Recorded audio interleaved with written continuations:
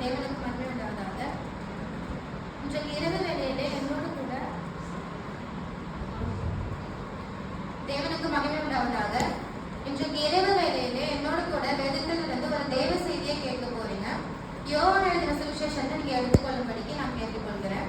இந்த சுவிசேஷத்துல 5ஆம் அதிகாரத்தின் முதல் 9 வசனங்களிலிருந்து ஒரு சிறிய தியானம். இந்த தியானத்தின் மூலமாய் தேவனுடைய நாமத்தை நாம் மகிமைப்படுத்திக் கொள்ள நாம் எல்லாரும் சித்தம் கொள்வோம். தேவனுக்கு மகிமை உண்டாவதாக. இந்த வேத பாகத்திலே இயேசு ஒரு அற்புதத்தை செய்தார் என்று நாம் பார்க்கிறோம். இந்த அற்புதம் எங்கே நடந்தது என்று பார்க்கும் பொழுது இது பெதஸ்தா என்னும் ஒரு குளத்தின் அருகிலே இந்த அற்புதம் நடந்ததாக நமக்கு வேதத்தில் கொடுக்கப்பட்டிருக்கிறது. அநேகர் இந்த பெதஸ்தா குளத்தின் அருகிலே அவர்கள் சுகம் பெற்று வந்த காலங்கள் இருக்கிறது. ஆனா ஒரு நாள் இந்த பெதஸ்தா குளத்தின் அருகிலே இயேசு வருகிறார். இயேசு வந்த பொழுது அந்த குளத்துல 38 வருஷமா சப்பானியாய் நடக்க முடியாம ஊனமற்றிருந்த ஒரு மனுஷனை இயேசுவானவர் பார்க்கிறாரு. அப்படி பார்த்து அவர் இடத்துல போயிட்டு தேவன் என்ன பண்றாரு, அவனுக்கு சுகத்தை கொடுத்தார் என்று நம்ம பார்க்கிறோம். தேவன் இந்த வேத வாக்கியத்தில் இந்த ஆராதனையில் உங்களோடு கூட பேசும்படிக்கு என் உள்ளத்தில் ஏவினார். அதனால நம்ம கொஞ்ச நேரம் இந்த வேதத்தில் இருந்து தேவன் நம்மளுக்கு என்ன சொல்ல போகிறார் என்பதை நம்ம கேட்டு தேவனோட நாமத்தை மகிமைப்படுத்துவோமாக. கர்த்தர் பெரியவராக இருப்பார். என்னோடு கூட எடுத்துக்கொள்ளுங்க யோவான் எழுதின சுவிசேஷம் முதல் 9 வசனங்கள். எடுத்தவர்கள் வாசிங்க.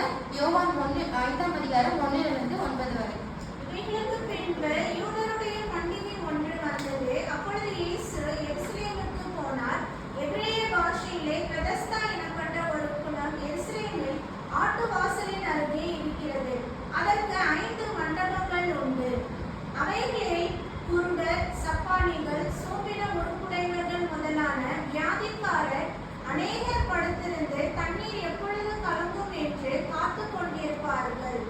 ஏனெனில் சில சமயங்களில் தேவதூதன் ஒருவன் அந்த குளத்தில் இறங்கி தண்ணீரில் கலக்குவான். தண்ணீர் கலங்கின பின்பு யார் முந்தி அதில் இறங்குவானோ அவன் எப்பேற்பட்ட வியாதிஸ்தனாய் இருந்தாலும் சொஸ்தமாவான். 38 வருஷம் வியாதி கொண்டிருந்த ஒரு மனுஷன் அங்கே இருந்தான். படுத்திருந்த அவனை இயேசு கண்டு அவன் வெகு காலமாய் வியாதிஸ்தன் என்று அறிந்து அவனை நோக்கி, சொஸ்தமாக வேண்டும் என்று விரும்புகிறாயா என்று கேட்டார். அதற்கு வியாதியஸ்தன், ஆண்டவரே, தண்ணீர் கலக்கப்படும் போது என்னை குளத்தில் கொண்டு போய் விடுகிறதற்கு ஒருவனும் இல்லை. நான் போகிறதற்குள்ளே வேறொருவன் எனக்கு முந்தி இறங்கி விடுகிறான் என்றார். இயேசு அவனை நோக்கி, எழுந்திரு, உன் படுக்கை எடுத்துக்கொண்டு நட என்றார். உடனே அந்த மனுஷன் சொஸ்தமாகி தன் படுக்கை எடுத்துக்கொண்டு நடந்து போனான். அந்த நாள் ஓய்வு நாளாய் இருந்தது. நான் முதலாவதாக வேகமாக இந்த வசனத்தில் என்ன நம்ம பார்க்கலாம் என்று சொல்லி உங்களிடத்தில் நான் சொல்றேன். இந்த வாசிச்ச வசனங்கள்ல முதல் 5 வசனத்தை நீங்க பார்த்தீங்கன்னா இந்த 5 வசனங்கள் நம்மளுக்கு முக்கிய அங்கங்களாக கொடுக்கப்பட்டிருக்கிறது. இங்கே இந்த பெதஸ்தா குளத்தின் அருகிலே இந்த சம்பவம் நம்மளுக்கு எழுதப்பட்டிருக்கிறது. இந்த குளம் எங்கே இருக்கிறது என்று பார்த்தீங்கன்னா எருசலேமின் ஆட்டு வாசலின் அருகே இந்த குளம் இருக்கிறதாக வேத வாக்கியத்தில் நம்மளுக்கு கொடுத்திருக்கிறது. எருசலேம் பட்டணத்திலே இது இருக்கிறது. முதலாவது நம்ம என்ன பார்க்கிறோம், வசனம் 2 பார்த்தீங்கன்னா வசனம் 1 பார்த்தீங்கன்னா முதலாவது நம்ம பார்க்கிறோம் இது பண்டிகையின் காலமாக பார்க்கிறோம். யூதர்களின் பண்டிகையின் நாட்களிலே என்று வசனம் சொல்லி இருக்கிறது. 2வது வசனத்தை நீங்கள் பார்க்கும் பொழுது அங்க ஒரு குளம் இருந்தது. அந்த குளத்திற்கு பெதஸ்தா என்று பெயரிடப்பட்டதாக வசனம் 2 நம்மளுக்கு சொல்லுகிறது. 3வது வசனத்தை நீங்கள் பார்க்கும் பொழுது ஊனமற்ற அல்லது வியாதியற்ற பலர் பலவிதமான வியாதிகளிலே அகப்பட்டு பலவிதமான வியாதிகளிலே துன்பப்படுகிறவர்கள் இவர்கள் எங்கே போவார்களாம், அந்த பெதஸ்தா குளத்துக்கு போவார்களாம். உடனே அங்க இருக்கிறவங்க சொல்லுவாங்களாம், நீ பெதஸ்தா குளத்துக்கு போ, அந்த குளத்துல தேவதூதர் அந்த தண்ணீரை கலக்கும் பொழுது நீ முதலாவது அந்த குளத்துல நீ இறங்கினா நீ என்ன ஆகுவ, முற்றிலுமா நீ சுகம் பெற்றுக்கொள்ளுவ என்று சொல்லி அந்த பட்டணத்தார்கள் எல்லாரும் சொல்லுவாங்களாம். நீ எவ்விதமான வியாதியால நீ துன்பப்பட்டிருந்தாலும் அங்க போய் நீ அந்த குளத்துல இறங்கும் பொழுது நீ முற்றிலுமா என்ன பண்ணுவ, சுகம் அடைந்திருவ என்று சொல்லி அந்த பட்டணத்தார்கள் சொல்வார்களாம். எருசலேமிலும் யூதியாவிலும் இஸ்ரவேலிலும் இருக்கிற மக்கள் எல்லாரும் பேசிக்கொள்வார்களாம். பெதஸ்தா குளத்துல அற்புதம் நடக்குது என்று சொல்லி பேசிக்கொள்வார்களாம். இங்கே வசனம் 2 நம்ம பார்க்கும் பொழுது எபிரேய பாஷையிலே பெதஸ்தா எனப்பட்ட ஒரு குளம் எருசலேமின் ஆட்டு வாசலில் அருகே இருக்கிறது. அதற்கு 5 மண்டபங்களாம். எத்தனை மண்டபங்களாம்? 5 மண்டபங்கள் இருக்கிறதாக வசனம் சொல்லுகிறது. அந்த 5 மண்டபத்திலையும் முழுவதுமாக வியாதியஸ்தர்கள் தான் நிறைந்திருப்பாங்க. எப்படிப்பட்ட வியாதியஸ்தர்கள் என்று பார்க்கும் பொழுது குருடர், முடவர், சப்பானிகள், சூம்பின உருப்புடையவர்கள், இப்படிப்பட்ட வியாதி வியாதியஸ்தர்கள் அந்த 5 மண்டபங்களிலும் நிறைந்திருக்கிறாங்க. அப்படி இருக்கும் பொழுது 38 வருஷங்களாக இந்த வியாதியில் இருந்த இந்த மனுஷன் வந்து அந்த 5வது மண்டபத்துல இவர் என்ன பண்றாரு, படுத்துட்டு இருக்காரு. அவரால் என்ன பண்ண முடியல, எழுந்து போயிட்டு அந்த குளத்துல இறங்க முடியல, அவரால் எழுந்திருக்க முடியல. அப்படி இருக்கும்போது இயேசுவானவர் அங்க வரும் பொழுது படுத்திருக்கிறத இவர் பார்த்துட்டு இவர் இடத்துல போயிட்டு கேட்கிறாரு, நீ வந்து சொஸ்தமாக விரும்புகிறாயா என்று அவர் கேட்கும் பொழுது அவன் என்ன பண்றான், நான் சொஸ்தமாக விரும்புகிறேன் என்று சொல்லாம தன்னுடைய சூழ்நிலை குறித்து அங்க விளக்குகிறான். நான் வந்து இந்த மாதிரி எழுந்திருக்க முடியாம இருக்கிறேன், என்னை வந்து யாரும் கூட்டி கொண்டு போய் விட மாட்டாங்க, நான் எப்படி இப்படி போய் இறங்குவேன் அப்படின்னு சொல்லிட்டு அவன் தேவனிடத்துல கேட்கும் பொழுது ஏசு அவங்க என்ன பண்றாரு, நீ எழுந்துரு, உன் படுக்கையை எடுத்துக்கொண்டு நட என்று அவன் இடத்துல சொல்றாரு. அவன் ஏன் என்று கேட்காம அவனுடைய படுக்கையை எடுத்துக்கொண்டு நடக்கும் பொழுது அவனுடைய வியாதி என்ன ஆகிறதாங்க, சுகமாகிறது என்பதை நம்ம பார்க்கிறோம். இந்நாட்களிலும் நாமும் கூட இப்படிப்பட்ட சூழ்நிலைகள்ல நம்மளுக்கு உதவி செய்ய யாருமே இல்லையே என்று சொல்லி நம்ம என்ன பண்றோம், வருத்தத்தோட காணப்படுறோம். என் கூட யாருமே இல்லையே, யாருமே எனக்கு உதவி செய்ய மாட்டாங்களே என்று ஒரு வருத்தத்தோட காணப்படுறோம். அதே சமயங்களில் வேலை கிடைக்காத நேரத்துல ஒரு நல்ல வேலையில் இருக்கிறவங்க கிட்ட போய் நம்ம வந்து ரெக்கமெண்ட் பண்ணும்பொழுது அவங்க எதுவுமே நம்மளுக்கு ரெஸ்பான்ஸ் கொடுக்கலன்ற பொழுது நம்ம அதுக்காகவும் வருத்தப்படுகிறோம். அப்படி இருக்கும் பொழுது இந்நேரத்திலையும் நான் உங்களுக்கு ஒரு நற்செய்தியை சொல்றேன். அந்த 38 வருஷங்களாக படுக்கையில் இருந்த அந்த மனுஷன் தேவனை நோக்கி எப்போ நான் சொஸ்தமாகணும் என்று சொல்லி அவனோட தேவனை நோக்கி கேட்டானோ அதே மாதிரி தேவன் அவன் என்ன பண்ணாரு, எழுந்து நடக்க செய்தார். அது போல நாம என்ன பண்ணணும், முதலாவது தேவனை நோக்கி கூப்பிடணும். அவரை கூப்பிடாம நம்ம எனக்கு கஷ்டமா இருக்குது, எனக்கு எதுவுமே சரியாக மாட்டேது, எனக்கு எல்லாரும் கைவிட்டாங்க அப்படின்னு சொன்னா அது நம்மளுக்கு கடைசி வரைக்கும் சரியாகும். முதலாவது தேவனை நோக்கி கூப்பிடணும். அவரோட வேதத்தை வாசிச்சு அவருக்கு கீழ்ப்படிந்து முதலாவது கூப்பிடும் போது தேவன் நம்மளுக்கு கண்டிப்பாக பதிலளிப்பாரு.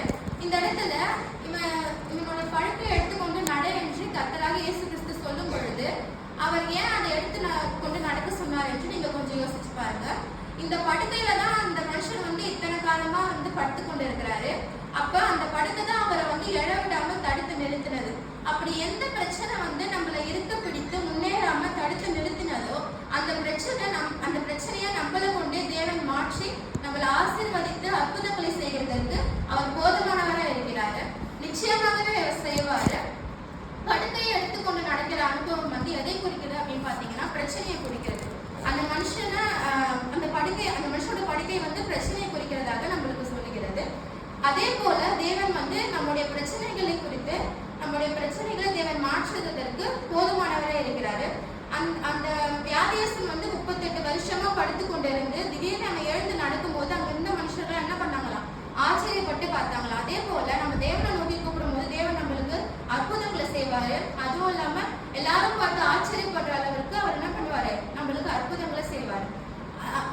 இப்போ வந்து நான் ஒரு 4 காரியங்கள் குறித்து பேசுறேன். முதலாவதாக விசுவாசம்.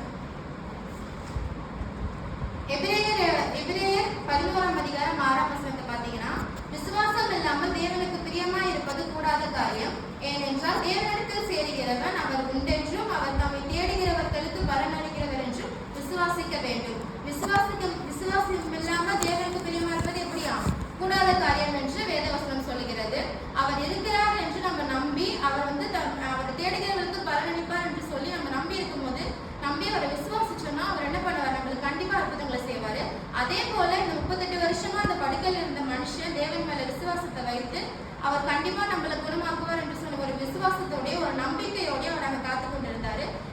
அது மூலமா தேவன் என்ன செய்தார், அவருக்கு பலனை கொடுத்தாரு. இரண்டாவது காரியமாக பார்க்கும் பொழுது பொறுமை. யாக்கோபு எழுதின நிருபம் 5ஆவது அதிகாரம் 7வது வசனம். இப்படி இருக்க சகோதரரே, கர்த்தர் வருமளவும் நீடிய பொறுமையோடு இருங்கள். இதோ பயிரிடுகிறவன் பூமியின் நற்பலனை அடைய வேண்டும் என்று முன்மாறியும் பின்மாறியும் வருமளவும் நீடிய பொறுமையோடு காத்திருக்கிறான். அந்த பயிரிடுகிறவன் என்ன பண்றான், அவனுக்கு ஒரு நல்ல பலன் கிடைக்கணுன்றதுக்காக முன்மாறியும் பின்மாறியும் வருமளவும் காத்திருந்து அவன் வந்து அந்த நற்பயனை அடையறான். அதே மாதிரி இந்த 38 வருஷமா அந்த மனுஷன் 1 வருஷம் 2 வருஷம் இல்ல 38 வருஷமா அந்த மனுஷன் வந்து தேவன் கண்டிப்பா நம்மளுக்கு சுகத்தை கொடுப்பாரு என்று சொல்லி அதே இடத்துல படுத்து கொண்டிருந்தாரு. தேவன் வந்து அவருக்கு சுகத்தை கொடுத்தாரு. 3வது விஷயமாக நம்ம கீழ்ப்படுதலை பத்தி பார்க்கிறோம். அந்த இயேசு கிறிஸ்து வந்து அந்த மனுஷனை பார்த்து நீ உன் படுக்கையை எடுத்துக்கொண்டு நடை என்று சொல்லும் பொழுது இப்ப யாராவது நம்மள வந்து சொன்ன என்ன கேட்டிருப்போம், நான் இப்படி இருக்கிறேனே, நான் எப்படி நடக்க முடியும், நான் எப்படி எழுந்திருப்பேன் என்று சொல்லி அதை கேட்டிருப்போம். ஆனா அந்த மனுஷன் அங்க என்ன சொல்றாரு. எதுவுமே பேசாம அவர் சொன்ன வார்த்தைக்கு கீழ்ப்படிந்து அவருடைய படுக்கையை எடுத்துக்கொண்டு நடக்கிறாரு. அதுபோல நாமும் என்ன பண்ணணும்? தேவனுக்கு கீழ்ப்படிந்து அவருடைய வார்த்தைகளுக்கு செவி கொடுத்து இருக்கும்போது தேவன் நம்மளுக்கு அற்புதங்களை செய்வாரு. கடைசியாக யோவான் எழுதின சுவிசேஷம் 20ஆம் அதிகாரம் 29வது வசனத்தை நீங்க பார்க்கும் பொழுது, கண்டு விசுவாசிக்கிறவனை விட காணாத விசுவாசிக்கிறவனோட விசுவாசமும் பெரியது என்று சொல்லி அந்த வசனத்துல கொடுத்துருக்கோம். அப்படி இருக்கும்போது அவங்கெல்லாம் வந்து ஏசப்பாவை பார்த்து அவரை வந்து விசுவாசிச்சாங்க. இப்ப நம்ம வந்து ஏசப்பாவை நம்ம யாருமே பார்த்தது கிடையாது. நம்ம அவருடைய நினைவுல